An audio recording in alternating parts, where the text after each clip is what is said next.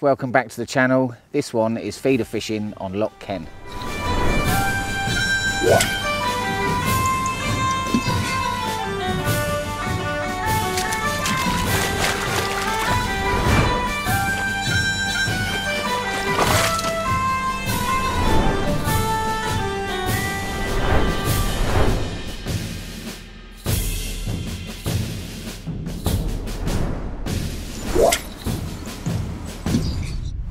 Right, bait choice for today, dead simple. Obviously I'm just fishing a front to back feeder session really, so I really don't need a lot of bait. I've got some casters, I've got some maggots, I've got some maggots for the hook bait which I've floated up last night. I always do that the night before. Really important that is for me. I don't think you just come down, throw some water over them in the morning, or Lucozade or lemonade or what everyone ever uses. I just do it the night before with water, pop a lid on them, leave them, and that's it. I've got a few micro pellets, just a bit of a change to put through the feeder. A little bit of sweet corn which I'm going to whiz up, and I've got some worms to chop if I need to. I'll have them on my side tray. With the water temperature now bordering on pretty cold, I've felt it a lot colder when I've been putting the platform in, but I don't think I'm going to have to chop worms up, but we'll see. We've got them there as a bit of a trigger if we need them. But it's going to be dead simple. I'm going to start off just feeding some casters and maggots through the feeder, and that is it. And I'm fishing maggots on the hook, and it's just going to be dead simple. Probably going to spend the first hour getting some bait in, and then I'll probably change it up a little bit then. I'll probably go from casters and start feeding maggots, but we'll see what happens. Ground bait wise, just dead simple for me. It always is on this venue. All I ever use is Greene Bream. Once again, with the water temperatures going down to where they are now, I will now mix this 50-50 with some brown crumb, just normal brown crumb. I've mixed it the night before, just because that's another habit that I do. I always like to mix my gear the night before, so I'm just ready to go in the morning. I do add a little bit of pastoncino for that, just red and yellow pastoncino. You might see that in there. Nothing special, it's just more for, like, you know, just a bit of a sighter really in the feeder as the feeder's bombing through the water. Fish meal or cereal, for me it's a confidence thing. I've had this conversation so many times on here, and all the anglers I know that come here, they've used different mixes. Might just be brown crumb molasses, it might be a sweet mix, it might be a straight fish meal mix. Over the last couple of years, all I've used is just neat Greene Bream. And it's caught me more fish than ever in the last couple of seasons, and it's caught me a better stamp of fish. That's what I'm confident in. The only reason I'm now cutting it out a little bit is because the water temperature is very cold. It's very similar to commercials. Commercials are pellets in the summer, into autumn, water dips below less than 10 degrees, then it changes to maggots. Similar thing here really. I don't want to be coming off the bank in a match thinking, a lot of people are caught on like normal cereal mixes or sweet mixes, so I edge my bets. I love the colour as well, so that's all I've done. Dead simple. Let's hope it catches a few fish. Right, we're going to have a chat about what terminal kit I'm using on the bank today, so I'm going to try and do it nice and simple, a bit like, obviously we'll be feeder fishing all day. So this is like, I'll explain it as like a pole wig, so I'll start from the hook upwards, carry loads of different hooks. Even though I'm just fishing like obviously the one venue, preparation for me is key. Some people might look at the kit and think, well, you know, it's ridiculous, don't need that many, but I like to be as varied as possible on hook choices.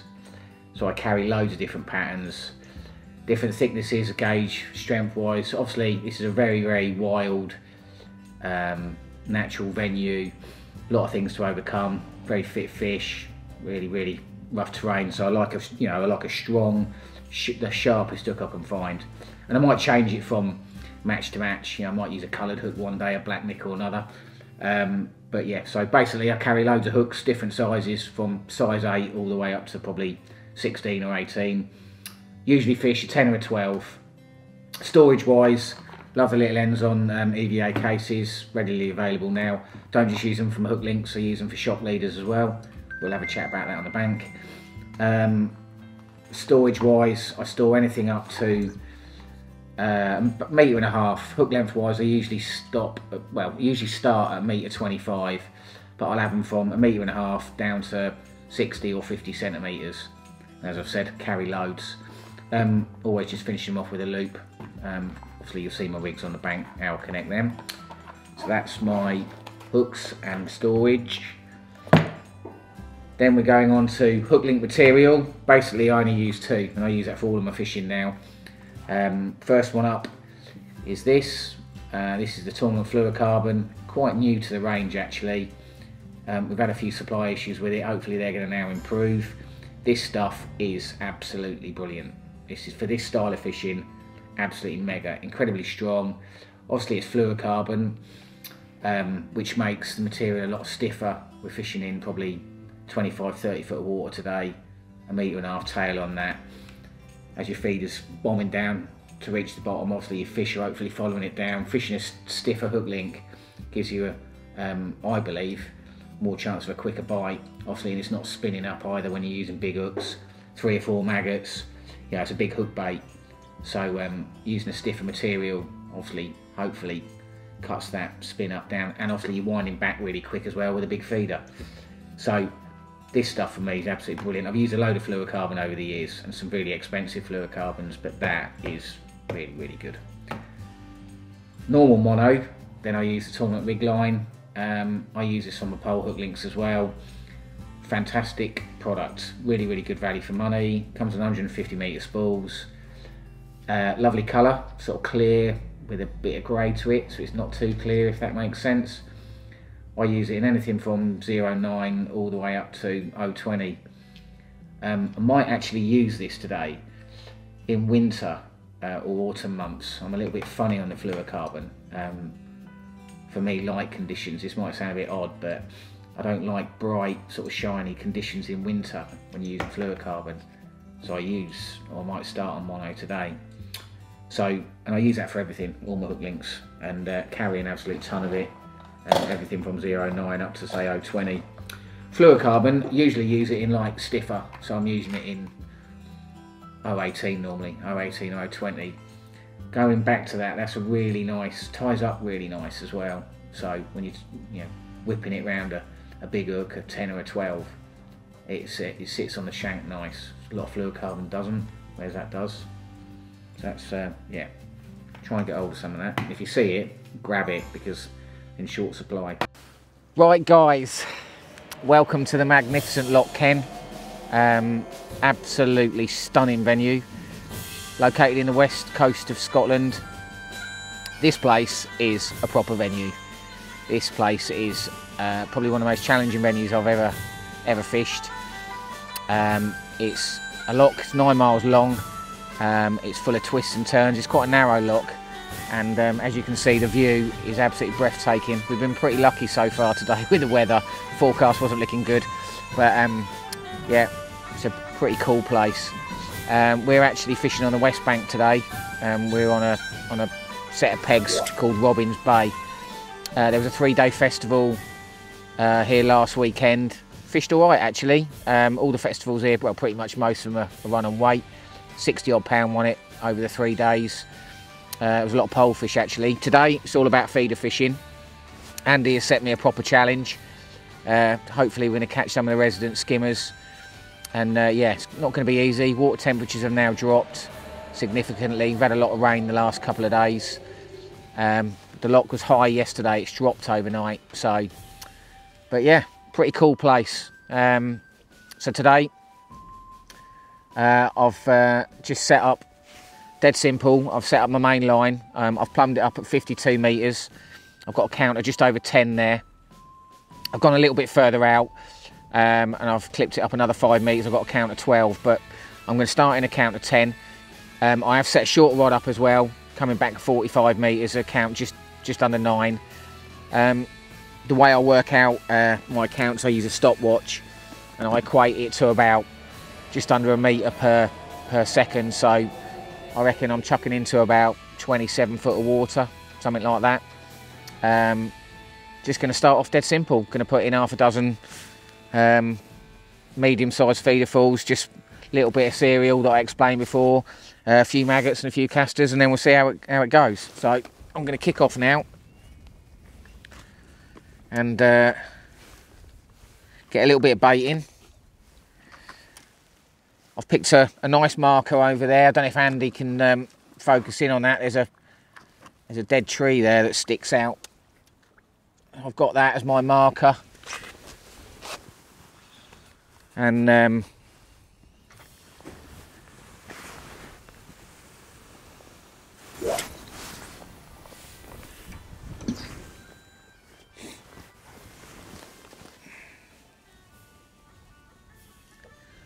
what I usually do, start off putting a little bit of bait in with just a normal feeder. I use one of the ends-on front weighted cages, and then I change over to window feeder, depending obviously on what bit I'm on and what reaction I'm getting, but that's my plan for today anyway. Just get a little bit of bait.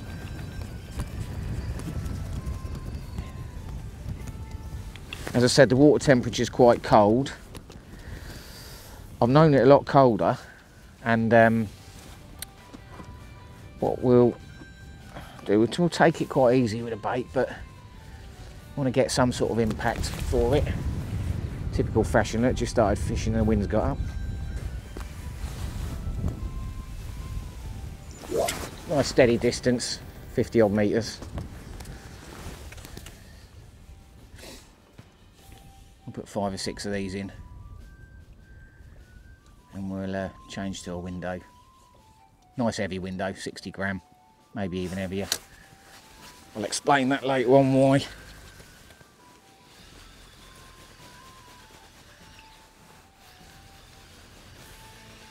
This particular set of pegs here, they call it Robin's Bay, and it's quite a steep shelf here, so got to be a little bit wary when retrieving your kit. That's why I'm standing up. I stand up to cast and I stand up to wind back as well.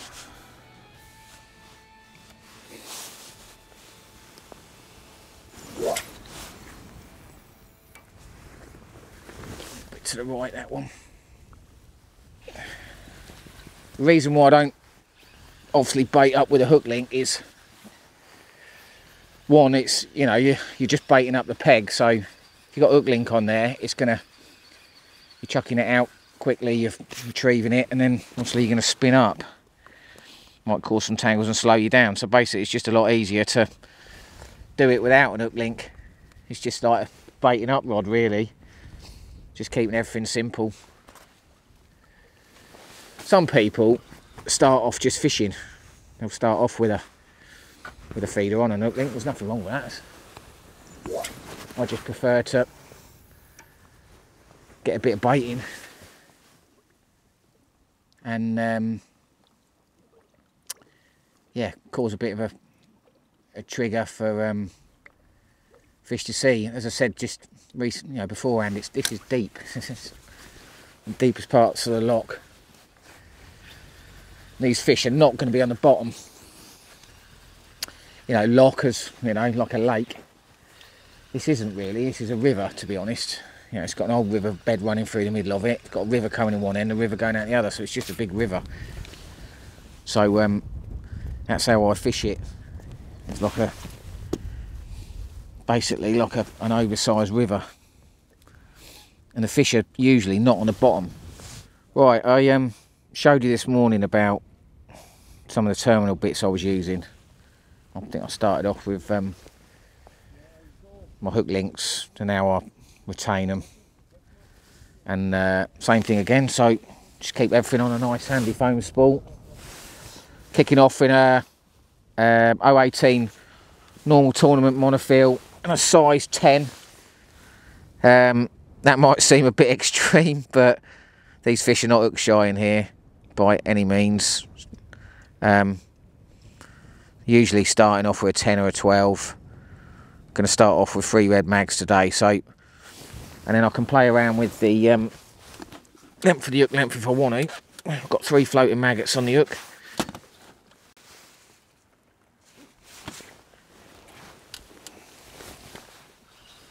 So I've just changed over to a window feeder there. I've got a closed window, 75 grammer. Might seem a bit heavy, but right, we're going to go on to style of feeders now. Obviously this session is going to be all about feeder fishing, so, and as Feeder anglers, we all carry far too many feeders, not just with us on the bank, but either in your vehicle or collect them at home. First thing is, as you can see, I do carry quite a lot of feeders, different styles, you know, as I've said, for different styles of fishing, different depths, different types of fish, different methods, different feed. First thing is storage. Obviously I carry a load. What I like to do is I like to have my bulk lot of feeders and different style leads and whatever, and then I keep them in my car. Don't necessarily cart all them way down to the bank. And then what I also do, I have these handy little ends on bags. These are actually for storing bait, like pellets or wetting pellets, put worms in there, whatever, but they're absolutely brilliant for storing your feed as well. One, you can cram a load into them, nice strong handle on the top, and obviously your feeders are getting wet during a session, you can pop them back in there, and they're not sealed, so it's not creating any condensation. And we've all done it, fished in the rain for 2 or 3 days, got home, haven't had time to clean the kit up, and then gone back to it a week later and it's covered in horrible white furry stuff and gunk and doesn't smell very nice. So I've just started using these now, and absolutely brilliant, really versatile, don't take up loads of room on your side tray, and you can get a load of feeders in them. So that's on my storage. Within the ends on range as well, we do have some fantastic products further up, feeder bags in different sizes with plastic storage boxes and so on. So there's loads of different choices really for you to plan your own feeder storage as such, for in your car, your van, and then on the bank. So check them out because there's some really good products in there. Onto the actual feeders. Today I'm probably going to kick off using like a metal cage feeder, or maybe even a plastic cage feeder, probably 40-50 gram, probably 50 gram. And then it's going to be all about window feeders. So, and I've got loads of different style window feeders. Might be a big closed window, something like that. Short dumpy window, quite heavy, 75 gram in size. Then I can cut the sizes down, something like that. Probably going to be fishing about 25-30 foot of water today. So it might not all be about window feeder though. I then might change it to a closed plastic feeder. That's quite heavy, 60 to 80 gram. This might seem a bit heavy as we're sat here, but we'll have a chat about it when we're fishing, because obviously, as I said before, we're fishing a really wild, natural venue, almost like fishing a big river. So feeder variation is really, really important, and hopefully we'll see that today. And we'll be plumbing up at the start as well, and I'll talk you through all of that. Talking about plumbing up, use some lovely little grubber leads. You can get these now.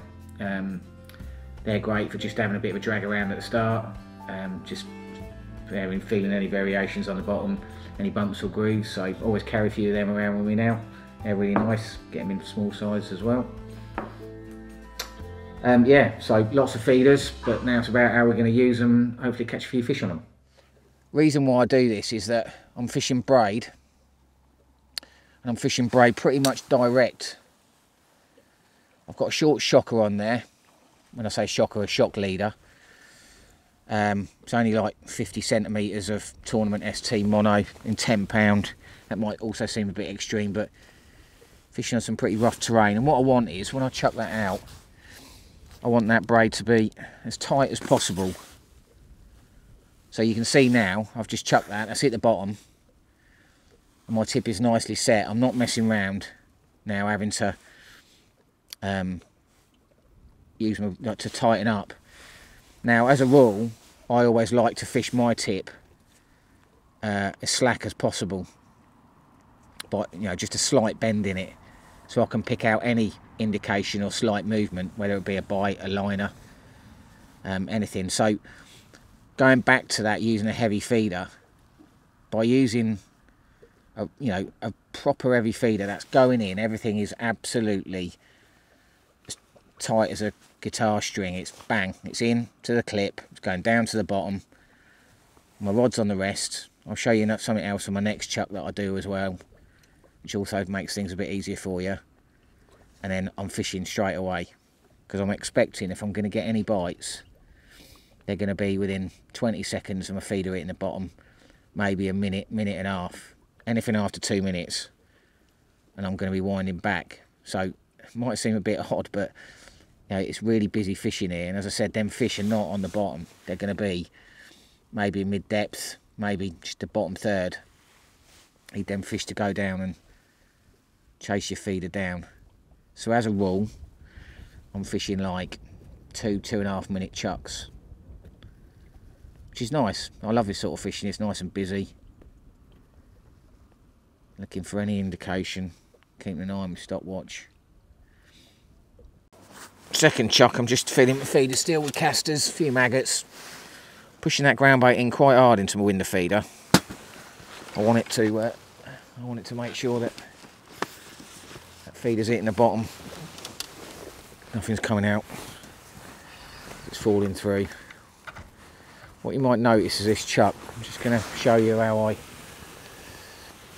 follow my feeder down. So let it hit the clip, keep everything dead tight. And what I do is I put my rod, much of my rod under the water if possible, almost down to my butt tip, holding my braid in my left hand. And I'm feeling that, that's touched down now. Closing my bail arm, 1, maybe not even 2 turns. On my rest, another turn. That's now fishing. Set my stopwatch, keep track of what's going on. Now I'm looking straight down my rod tip for any indication.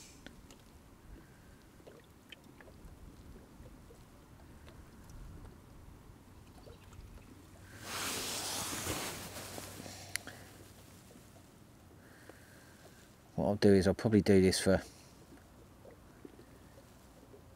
well, until I start getting some signs, hopefully. Another fish, another tip of catching fish on here on feeder and bomb is moving your rig, and really important on here.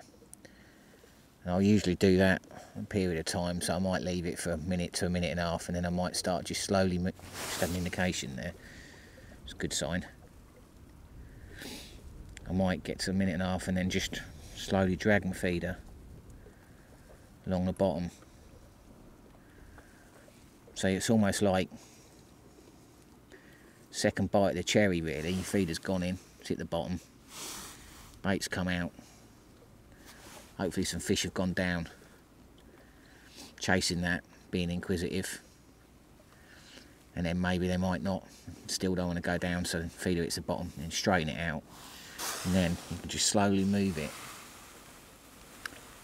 and then that might also catch a fish's eye. Sometimes you might drag 1 or 2 on.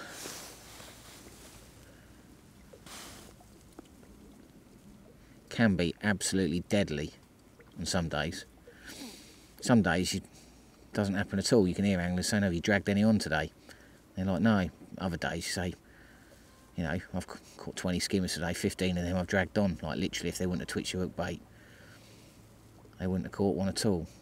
Just shows you. This place here rewards hard-working anglers. You've got to work, you've got to graft. It's not a case of just putting a bit of feed out, chucking a feeder on top of it, and then sitting back and waiting. These fish are completely different to skimmers that I've ever fished for in England. They're completely wild fish. They're moving all the time. As I said, it's like fishing a big river. So, right, I'm at about 7 or 8 chucks, and the last 2 or 3 just had an odd indication.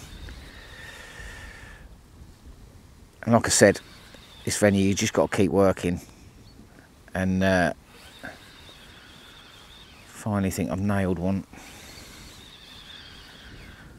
I haven't done anything different, I've just stuck to putting a few mainly casters through. I've been crushing my casters as well. Another little tip for you, just been pushing my casters into the window and then crushing them up. Pushing a few mags on top. And then just capping it off with a bit of ground bait. There we go. First fish of the day. Hopefully not the last. Look straight in the top of the, not in the top lip. 3 red mags. Right, an hour and 20 in. I've had 2 skimmers. It's pretty tough. Just a proper indication then. Third fish feels like a better fish. And you know, I always feel, you know, when you get it right on this menu and you get an indication and you pick your rod up and you get it to about sort of level with your eye line and you can't get any further, so it shows you that everything's dead tight. You know, presentation's on. I'm just open now. I'm just going to get a run of fish. Same thing again, just casters in a 75 gram window, pushing them in there and crushing them, just capping it off with a little bit of ground bait. There we go. Let's have a look at this. Nice fish, that. Yeah, do.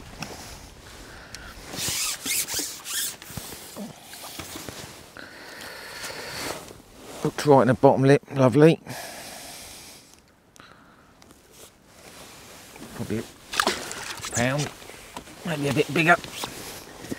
Just got to keep going. So we've not been fishing. So rig wise, in all my match fishing really, I just want to keep things as simple as possible. And feeder fishing is just same principle for me really. I've set up 3 rods today. I've got 2 rods that are exactly the same, 2 13-foot rods, tournament SLRs, and got tournament distance feeder reels. One thing I have learnt on Loch Ken is just make everything easy for yourself. You're fishing a big expanse of water. Conditions at the minute are absolutely lovely, but trust me, they can easily change. I love fishing with a short rod, love fishing with a 12-foot rod, just find it so much easier. I'm not a big caster by any means, but you know, 50 metres is nothing really, but you don't need to make it hard. 13-foot rod and a decent sized reel. You know, I'm fortunate enough that I'm using some pretty special kit. You know, I'm going to be biased and say that the SLR is probably the best feeder rods ever designed and manufactured, but you know, just make it easy for yourself. You know, that's one thing I've learned. So rod and reel choice is just dead easy.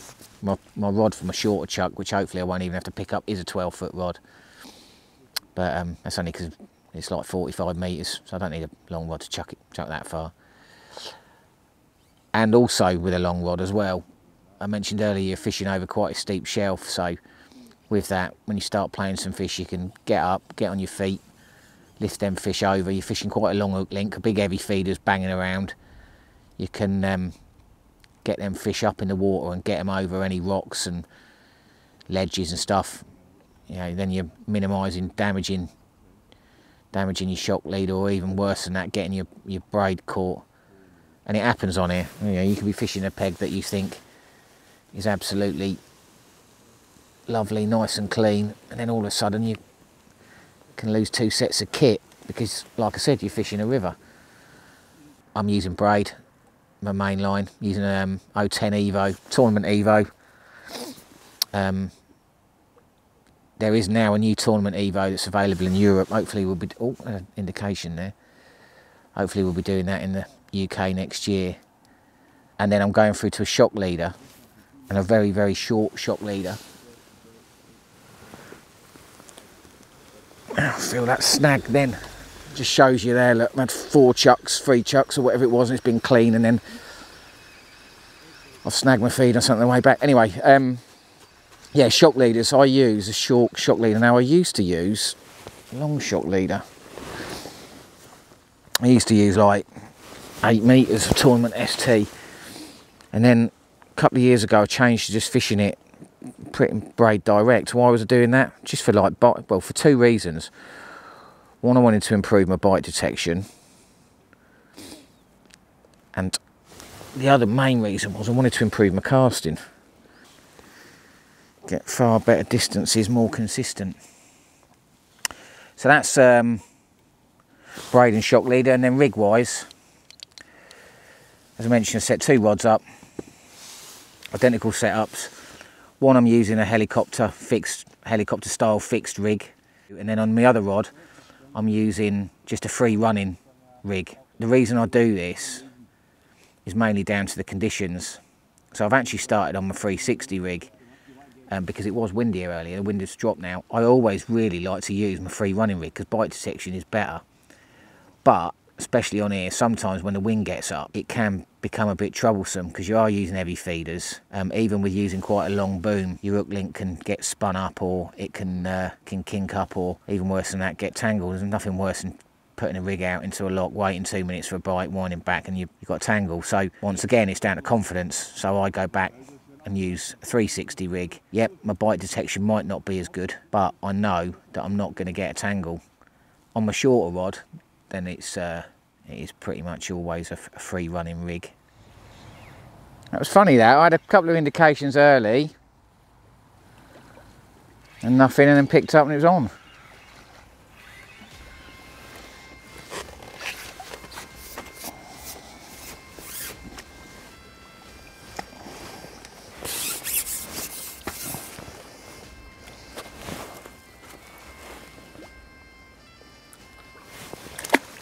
Right, let's get her.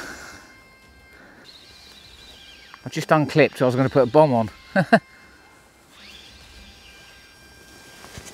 Only a little one, this one.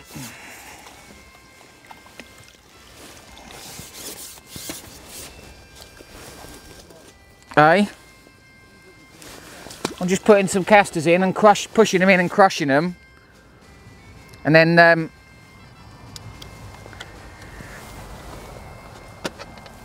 topping it up, not putting a lot of ground bait in. I'm just going to chuck a bomb now. I'm up to 5 now. I've just changed to a bomb. I've unclipped. Gone 5 metres past that 52 metre line. Changed to a bomb. Just bumping, dragging it over the back of the feed. Got another skimmer there, look. Bit of stamp fish as well. And I'd also just chopped some worms up. So once again, I'm not just sitting and waiting, I'm working best I can at it. So I'm just chopping worms up. So what I'm going to do now is I'm going to chuck this. What you didn't probably see on camera was before I'd unclipped, I'd mark my line with a marker pen, so I know exactly where to come back to. So I'm going to have a few chucks on this bomb, and then I'll come back, put the feeder back on, and then I'll reset it,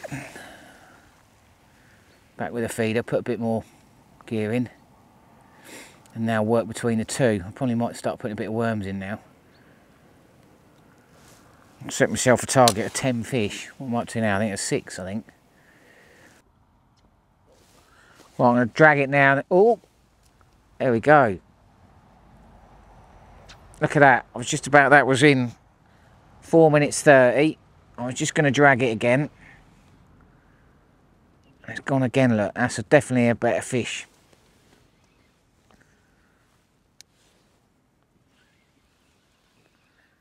Just shows you, look.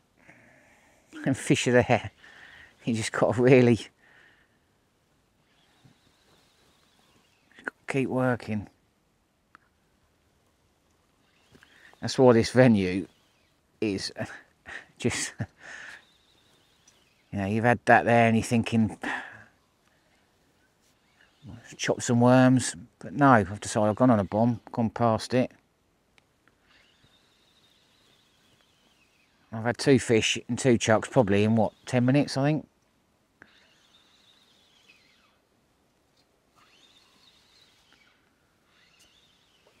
Nice bite as well, that. There we go.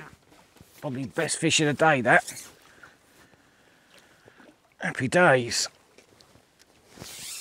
There we go. Probably £2 that.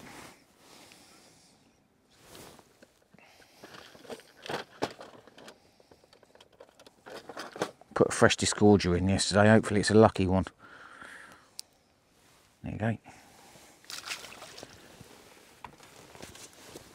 Right, well, we finished the session. It's been tough, it's been hard, but we expected it to be.